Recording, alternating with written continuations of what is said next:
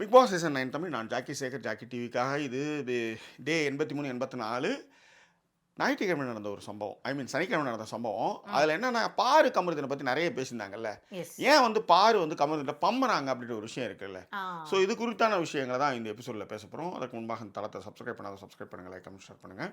So விரிவான ஒரு பார்வைக்கு ஸ்டேட் வித் அஸ்.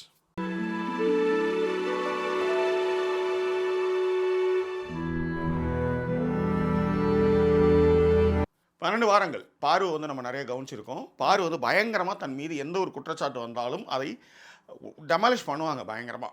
அது வந்து அழகு சார்ந்த விஷயங்களாக இருக்கட்டும், இவங்க எல்லாரையும் மார்க் பண்ணுவாங்க. ஆனால் இவங்களை யாராவது எந்த ஒரு விஷயம் சொன்னாலும் அதுக்கு உடனுக்குடன் ஒரு பதில் சொல்லுவாங்க. இல்லை அவங்களை வேறு ஏதாவது சுத்தல விடுவாங்க, இல்லை அவங்க வேறு ஏதாவது விஷயத்தில் மாற்றி விடுவாங்க, இல்லை அவங்களை அழ வைக்கிறதுல அவங்களுக்கு வந்து அலாதி பிரியம் உண்டு. இது நம்ம நிறைய இடங்கள் நம்ம பார்த்துருக்கோம். மிக முக்கியமாக அரோரா அண்ட் திவ்யாவை பார்த்தீங்கன்னா அவங்க நிறைய இடத்துல வந்து என்ன சொல்கிறது, அது ஒரு காலி பண்ணுவாங்க. ஆக்சுவலாக ஒரு விஷயம் ஒன்று பண்ணுவாங்க, ஓகேவா? ஸோ இப்படியான ஒரு காலகட்டம் ஒன்று இருக்கு இல்லையா? இந்த மாதிரியான ஒரு விஷயத்தில் என்ன நடக்குது அப்படின்றதான் இந்த இதில் பார்க்குறது. சொல்லுங்கள். ஆமாம், இல்லை இதில் ரொம்ப முக்கியமாக கவனிக்க வேண்டிய ஒரே ஒரு விஷயம் தான் ஜாக்கி. பாரு கமருதீன் கிட்ட வந்து ஒரு ரிலேஷன்ஷிப் மெயின்டைன் பண்ணிக்கிட்டு இருக்காங்க. கமருதீன் என்ன பண்றாரு அப்படின்னு பார்த்தீங்கன்னா, கமருதீன் எந்த இடமா இருந்தாலுமே அந்த ரிலேஷன்ஷிப்பை பற்றி அவர் கவலையே கிடையாது. டப்புன்னு அதை உள்ளே இழுத்துட்டு வர்றாரு. ஆமாம், இங்கே நல்லா கவனிச்சு பார்த்தீங்கன்னா, நீ பிடிச்சுதானே பழகின அப்படின்னு வந்து திவாகர் எடுத்துட்டு வரும்பொழுது கேட்டதா இருக்கட்டும், அதன் பிறகு வந்து திரும்பி ஒரு சண்டையிலையுமே கூட பார்த்தீங்க அப்படின்னா அவர் அதை தான் எடுத்துட்டு வருவார். என்ன பண்ணிட்டோம் இப்போ நம்ம அப்படின்னு எடுத்துட்டு வர்றதா. ஏன்னா பாரு வந்து அந்த இடத்துல மட்டும்தான் டென்ஷன் ஆவாங்க. பாரு வந்து முதல்ல எந்த இடத்துல டென்ஷன் ஆவாங்கன்னா, பிடிச்சி தானே பழகணும் கமருதீன் சொல்லும்போது தான் அவங்க முதல்ல டென்ஷன் ஆவாங்க. ஏன்னா எப்பயுமே அவங்க வந்து என்னன்னா, அவன் தப்பா தொட்டுட்டான் போயிட்டான் வந்துட்டான்ற மாதிரி ஒரு விமன் கார்டு எடுப்பது தான் வந்து கமருதீனை வந்து காலி பண்ணுவாங்க. அதுக்கு ஒத்துதுனது தான் வந்து பார்த்தீங்கன்னா திவாகர். இவங்க என்ன சொன்னாலும் அதை நம்புறது மட்டும் கிடையாது, இவங்க கூடயே நிற்கணும், இவங்களை மட்டும் ஆதரிக்கணும். அவங்க வந்து ஒரு இந்த கார்டை வச்சு ஜோக்கர் கார்டு மாதிரி தான் திவாகர் வந்து யூஸ் பண்ணிட்டு இருந்தாங்க. அதே மாதிரி தான் வந்து ஒரு ரொமான்ஸ் ஃபீல்டில் வந்து கமருதீன் வந்து அவங்க கூட பழகி யூஸ் பண்ணிட்டு இருந்தாங்க. அதான் உண்மை. ஏன்னா அவங்க நான் தெளிவாகவே சொன்னாங்க. ஏன்னா இவர் வந்து வெளியில் போய் நம்ம கல்யாணம் பண்ணிக்கலான்ற லெவலில் போகும்போது கூட இல்லை, இங்கே வந்து ஒரு விஷயம் ஒன்று நடந்தது, இதோட முடிஞ்சுது அப்படின்றத அவங்க தெளிவுபடுத்துவாங்க ஆக்சுவலாக. ரைட்டா? முதல்ல பாரு டென்ஷன் ஆனது எங்கே அப்படின்னா, நீ பிடிச்சி தானே பழகணுன்றது தான். இதன் பிறகு வந்து நாய் வந்து 2 மணிக்கு இது பிக் பாஸ் வரலாற்றில் 2 மணிக்கு கத்தனதுலேருந்து அம்மா சத்தியமாக நான் எதுவுமே பண்ணலைன்னு பேசுனதுலாம் நம்ம இதெல்லாமே பார்த்தோம்.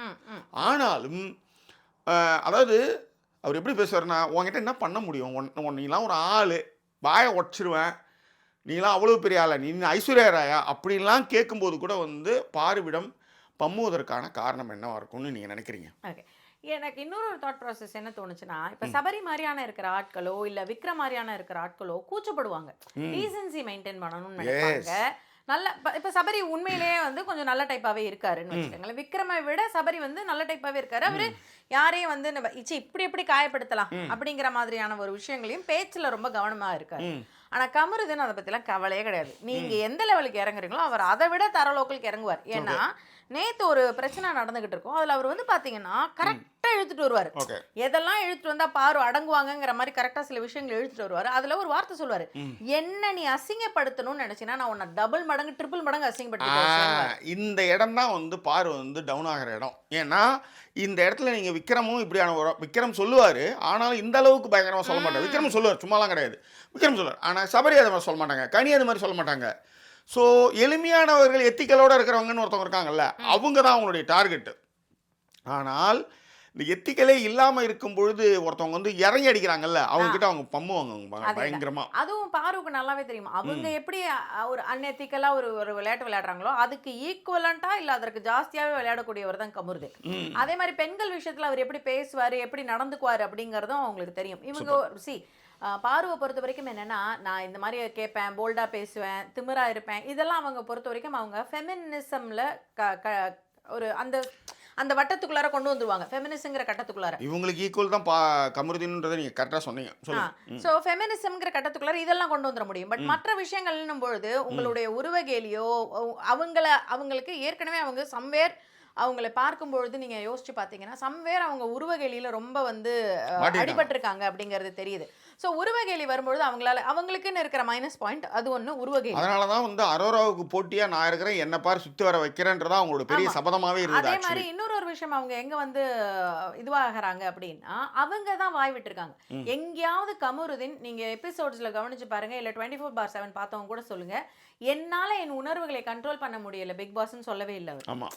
அவர் சொன்னதே என்னன்னா, நீங்க நிறைய நேரங்கள்ல கவனிச்சு பார்த்தீங்கன்னா பாரு தான் வந்து அந்த மாதிரியான விஷயங்கள் பண்ற மாதிரி அவர் ப்ரொஜெக்ட் பண்ணிட்டு தான் இருக்காரு. நம்மளுமே பார்க்குறோம் சில இடங்கள்ல. இவரும் சொல்லிட்டாரு இன்னைக்கு அந்த ஆஃப் அன் அவர் இதில் என்னென்ன வெள்ளிக்கிழமை நிகழ்வுகள் என்னன்னா இவங்க கதை தான் பெரிய கதையாக பேசிட்டு இருந்தாங்க. அதில் அவரே சொல்லிட்டாரு, நீ ஒரு வில்லன் கேரக்டர் தெரிஞ்சுதான் நான் பழகிறேன், தெரிஞ்சோ தெரியாமல ஊந்து தொலைச்சிட்டேன், நான் ஏதோ ஒரு விஷயத்துல ஊந்துட்டேன்றதை அவர் அதான் சொல்லுவாரு, எல்லாத்தையும் வெளிப்படையா சொல்ல முடியாதுன்றதையும் சொல்லுவாரு. அது ஒண்ணு. இன்னொரு வார்த்தையும் சொல்லுவாரு ஜாக்கி, எனக்கு உன்னுடைய ஒரு பாதி தான் பிடிக்குது, இன்னொரு பாதி பிடிக்கவே இல்லை.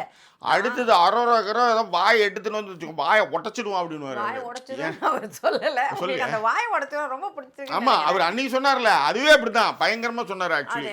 சோ அந்த மாதிரியான ஒரு இல்ல வேற லெவல் பண்ணாருங்க. இத ஃபுல்லா எனக்கு வந்து அரோரா நீ எடுத்துட்டு வந்த அப்படின்னா நான் அப்பதான் அவர் சொல்வாரு, நீ வந்து ஒரு லெவலுக்கு இறங்குறனா நான் உன்னை விட அசிங்கப்படுத்தி பேசுவேன். இதுல என்ன நினைச்சிட்டாங்க பாரு, என்ன நினைச்சிட்டாங்கன்னா திவாகர் மாதிரி இருப்பாங்கன்னு நினைச்சிட்டாருங்க. அதுதான் பிரச்சனை. இருப்பாங்கன்னு ஒண்ணு ஜாக்கி. இன்னொன்னு இவர் எழுந்து இவர்கிட்ட விஜேஎஸ் கிட்ட எல்லாம் வந்து வாய் கொளறாரு, பேசலன்னு உடனே பேசவே தெரியாத ஒரு ஆளு, அதனால இவனை வச்சு நம்ம வந்து அப்படியே கதையை ஓட்டிடலாம் அப்படின்னு நினைச்சாங்க. ஆனா இதுல என்னன்னா பாரு விட கமருதீன் பயங்கர ஸ்மார்ட்ன்றது எப்ப தெரியும் அப்படின்னா, இப்போ அவர் வந்து எடுத்து அங்கேயே பதில் சொல்றது ஒண்ணு, ரெண்டாவது வந்து இங்க மானா வேற இங்க பேபி கிபின்னு வச்சுக்கோங்க அவ்வளவுதான் அப்படின்னு சொல்றதா இருக்கட்டும்.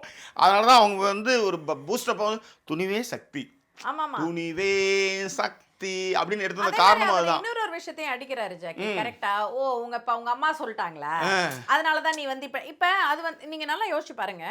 நானா டிசிஷன் எடுக்கிறேன், நானா ஒரு ஒரு ஒரு என்னை நான் ஆள்ற ஒரு பெண் அப்படிங்கும் பொழுது அந்த இடத்த அவர் அடிக்கிறாரு. ஓ உங்க அம்மா சொல்லிட்டாங்க அதனால மாறிட்டியா, ஓ உனக்கு இப்ப இது கோர் பாயிண்ட் டச் பண்ணும்போது எந்த பெண்களாலும் ஏத்துக்க முடியாது, எந்த ஆண்களாலும் ஏத்துக்க முடியாது. இருபாலருக்கு அது பொதுவானது தான். இன்னொன்னு என்னன்னா, உங்களுடைய மைனஸ் யாராவது வெளிப்படுத்துறாங்க அப்படின்னா அவங்க கிட்ட நீங்க ரொம்பவே அமைதியா இருப்பீங்க. இப்ப ஜாக்கிலாம் பாருங்க ரொம்ப கண்ட்ரோல்டா இருப்பாரு நம்ம கிட்ட. நான் காலடி நாய் செல்லியா கடந்து டிபெண்டன்டா வந்து நிக்கிறது எனக்கு மட்டும் தான் தெரியும். ஐயோ அந்த டிபெண்டன்ட் என்னன்னா என்ன கதை சொல்லுங்க, யோசிச்சு பாருங்க. நேத்தே அதுதான் நான் சொன்னேன், ஏதோ ஒரு விஷயம் சொன்னாங்க, பாருடா தம்பி என்ன இப்படி டிபெண்டன்ட்டா கொண்டு வந்து விட்டுருக்காடா அப்படின்னு யார்ட்டையும் சொல்லிட்டு இருந்தாங்க. அதுக்கு தான் நான் சொன்னேன், டிபெண்டன்ட்டானா இப்ப இங்க தானே வந்து ஜிங்கிள் பெல்ஸ் ரெயின்டியர்லாம் பார்க்க முடியுது.